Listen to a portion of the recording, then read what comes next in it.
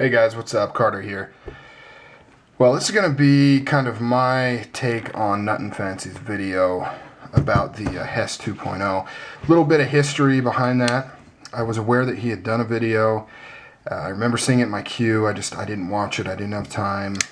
Or maybe it came out when I wasn't all that into, when I was taking a break from that. I don't remember. Whatever reason, I remember seeing it, but I did not watch it. Well, actually, first of all, I like Nutnfancy. I do. You know, I've got some problems with some things he does and says, you know, and his opinions on certain things. Obviously, I don't totally agree with all the time. That's how it goes. But he's done more for bringing people or turning people on to the knife world than I think anybody on YouTube, really. And I'm not saying he's the best knife guy or that he does the most knife stuff. I'm just saying conversion-wise, you know, bringing people into the knife world that maybe weren't into knives before, because he does a lot of survival and firearm stuff, and he's respected by a lot of people for that. So a lot of other people don't like him in that regard either. But just on the fact that I know he's brought a lot of people into the knife world. He really has. You know, I can't deny that, and you know, I'm grateful that he was able to do that. So, getting past that, let's move on to what he said about this knife. Now, I'm going to try to phrase this as best as I can. I'm in the video, in my opinion of it, because you know, I'm not taking a black or white stance. I'm not going to say, you know, his video is complete bullcrap or his video is spot on. I see exactly where he's coming from, and I understand a lot of what he was saying. However, as a whole, his video really saddened me, just because it really made this knife out to be a piece of junk, or, you know, shed it in a bad light, a really bad light, and it really shouldn't have. It definitely hit a nerve with him. Some of the marketing and advertising and promotional videos on YouTube, some of the stuff they were saying and kind of how they were projecting this knife really hit a nerve with him. And I know how that is. It's happened to us all, right? There's just, we'll put up with crap and we don't care about this, don't care about that. But somebody says, you know, one particular thing or idea that they kind of go with or don't agree with or whatever, and it just sets us off, and we all of a sudden become rabid about it, whereas other things we don't. And the reason I bring that up is because I think there's a lot of the points he made with this knife in terms of it being or not being a so-called survival tool. I think there's just as many points in that regard as there is for, you know, Emerson's, which he says he loves, being tactical knives, and Microtechs. You know, you can make a lot of the same arguments for those, but he doesn't for those because he likes those, and they didn't, you know, hit that nerve like this one did. So first of all, just to kind of refute some of the stuff he says, I think a lot of his impression of what the company was going for, I think, was a little overblown. He somehow, I mean, he got the impression that they were advertising this as like a, you know, one-stop-all survival tool, that it would replace all your other survival gear, all your other survival knives with just this one. And there's nowhere that I've seen on any videos, and I've looked, the website, YouTube videos, forums, and of course the actual material that came with the knife. Nowhere did I see it make any claims that it was some sort of replacement, like a multi-survival tool. All I hear them say is that it is a survival-oriented folding knife, you know, to go along with whatever system you're using. Which would probably include a larger fixed blade and a bunch of other gear and things like that. So his idea that, you know, I think he even mentioned that this won't replace a large fixed blade. And yeah, you know, obviously, and it won't replace drinking water either. You know, like, I don't know exactly where he got some of those points. Well, I know where they came from, but I'm just saying that I think he kind of overblown a lot of the things that he said in that review. But I'll kind of get to the things where I kind of agree with some of the stuff he said along the way. I've actually shot this video before, but then I came across some more material which kind of changed things, so I had to come back and do it again, and I'm sure I'll come across more stuff after it's finally uploaded. But the first time around, I really kind of railed him on the batoning and him complaining about the lock rock and stuff, because I didn't have any evidence that they ever indicated that this somehow could handle that sort of abuse. And in fact, specifically in the literature it comes with, it says, not to use it for those. It's a cutting tool. Use it as a cutting tool. Then I came across, I forget what the channel is, but it's a channel. It's got like 4 videos, 3 of which are DPX related. And it's basically a guy kind of explaining the knife, and he says he's affiliated with the company. I'm just kind of taking that word for it, that he does represent the company. And then he proceeds to do some of those things. He does things like batoning and chopping down, I think he stabs a pipe in half or something, some crazy stuff. He does, kind of some over-the-top stuff with this knife. And I think that's where Nutnfancy picked up a lot of his impressions of this knife. Now, obviously, I think it was a little childish for him to disprove that. It's pretty common knowledge, well, I don't know, maybe not. I mean, it's pretty common knowledge that a fixed blade is not meant for batoning and things like that. It's just not, and it's going to cause damage. But, I guess maybe there is a certain part of the audience that wouldn't know that and may think that it could be used for that. On the flip side, did the knife fail? Did Nutnfancy's knife fail? No. No, as far as I could tell, it was fully functional. It had a little annoying lock rock, but it was fully functional. It opened, it locked, it closed. I never saw where the lock disengaged and could potentially harm him.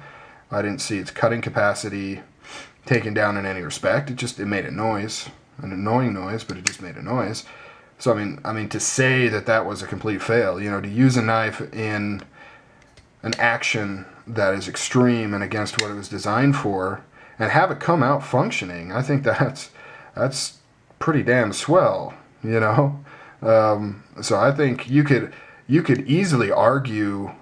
The video could have been completely different. It could have been him praising the knife and saying, wow, look, I batoned with it and did this stuff with it, and, it still works, still locks up, it just has a little bit of rattle to it. That's amazing. If he would have shed it in that light, people would have been like, oh, great, awesome. But he really turned it into a negative thing. It's been my experience that this is a great knife in a lot of ways. It's a really, really good knife. It's priced very, very aggressively for what it is. It does a lot of things right, and frankly, I think it's quite amazing that the person that made this knife was able to do this so quickly. He just did a fixed blade version of this, and then more or less jumped right into a folder. And folders are pretty advanced area to go into. Usually it takes a lot of trial and error. There's a lot of mistakes that are made.